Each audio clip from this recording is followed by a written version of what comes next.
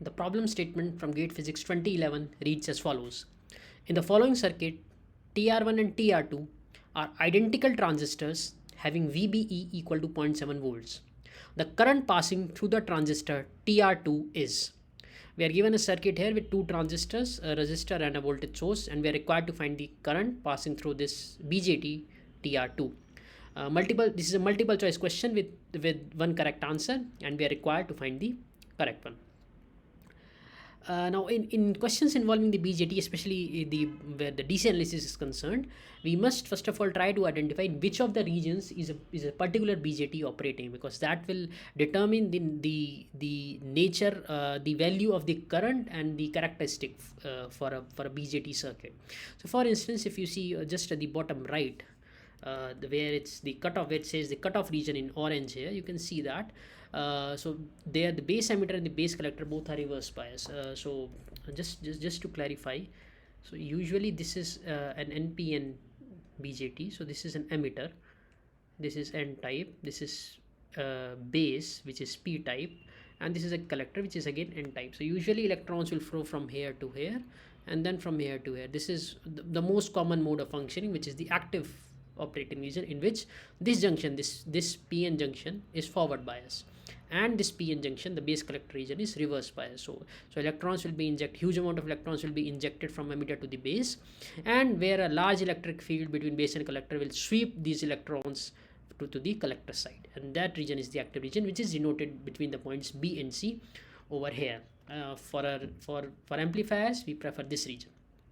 A second region which is also of considerable interest is the saturation region, where if you want to switch, so for instance you want to go from B to A, so when the current is high you are in region B or point B. When the current is low, you are in point A. The current is very low, so this is a switch on and off.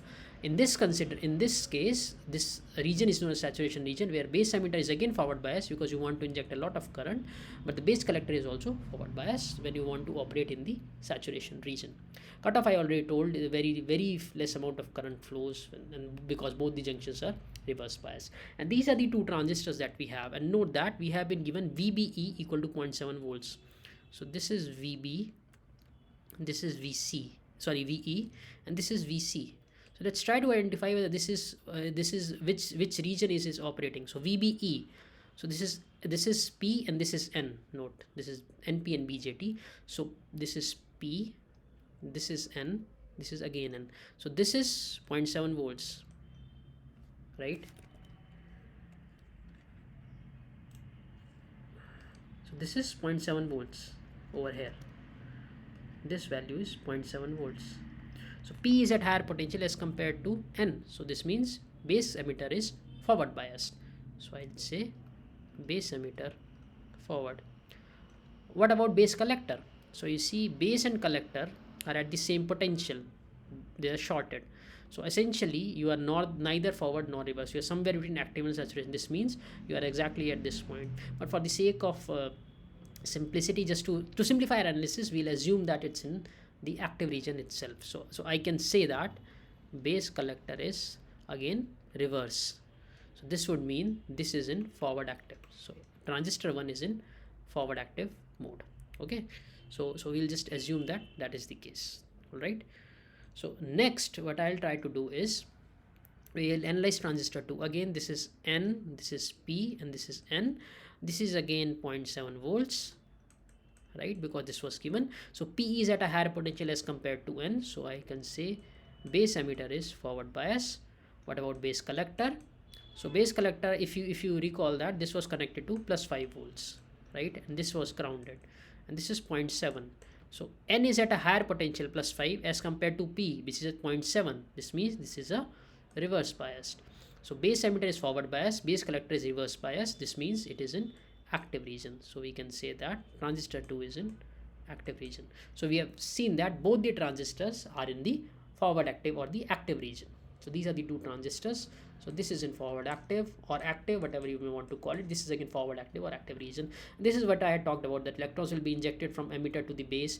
Few will recombine, but most of them will be swept away to the collector. And you can clearly see and the base emitter is forward bias, N type is connected to negative, and again N type here is connected to positive, so collector base is reverse bias. And these are the expressions which we typically encounter. This is from KCL. Beta is your current gain, alpha is your emitter injection efficiency. This is the circuit diagram. So I have grounded them. I have some given names to some nodes and corresponding voltages, and I have given some current. So IC2 is the current flowing through transistor 2, IC1 through transistor 1, and correspondingly base currents IB1 and IB2, and I is the current flowing through this 100 ohm transistor. We are given VB equal to 0.7 volts, and we are required to find the IC2. So what I'll do is, first of all, I'll apply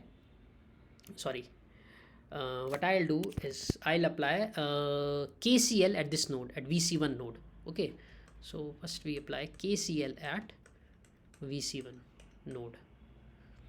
So how to do that? We'll write all the incoming current. So incoming current is capital I is equal to outgoing current, which will be IB1 plus IB2 plus IC1, IB1 plus IB2 plus IC1, right? So IB1, okay, now it was given in the problem that both these transistors are identical.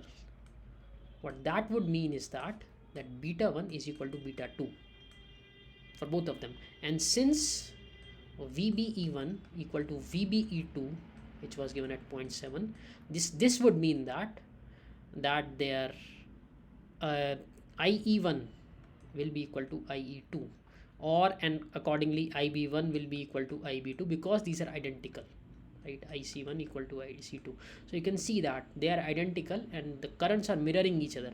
This type of circuit, by the way, is also known as current mirror, because transistor 2 is behaving exactly like transistor 1 in terms of currents, that is, right? So I'll say I equal to IB. That's what I'm going to say. This will be IB plus IB plus beta IB, because IC is equal to beta. So this will be beta plus 2 times IB, right? Now what I'll do is I'll apply Ohm's law across 100 ohm resistor. So this is the step 2. This was step 1, right? So when I do that, so I'll write 5 minus VC1, this is the voltage drop, equal to I, current flowing through this resistor, times 100. Now what is the value of VC1? We know that VBE, so this is 0, so this means this would be 0.7, because VBE was 0.7 and this is shorted. So VC1 will be equal to VB1, which is 0.7. So I'll write 5 minus 0.7 equal to I times 100. This will give me I equal to 43 milliamps. So I have obtained I as 43 milliamps, and I is also known as beta plus 2 IB. Okay, so I can write beta plus 2 IB equal to 43 milliamps. This will give me IB equal to 43 by beta plus 2 milliamps. Now we are required to find IC2. Remember that. So IC2 is nothing but beta times IB2, which is nothing but beta times IB, because remember both of them are identical. This will come out to be beta upon beta plus 2 times 43. Now beta is a positive quantity, so this, and if we assume that beta is greater than 1, then beta will be approximately equal to beta plus 2, and these terms will cancel out. So I can say IC2 is approximately equal to 43 milliamps. Please note that I have assumed beta greater than 1. The question was silent about it, but usually when we are operating them in forward active mode, beta is usually high, 100, 200, something like that. So I can see that IC2 is approximately equal to 43 milliamps, and we can see only one option is close to 43 milliamps, which is exactly 43 milliamps. So I'll choose D as the most appropriate option. Thank you for listening.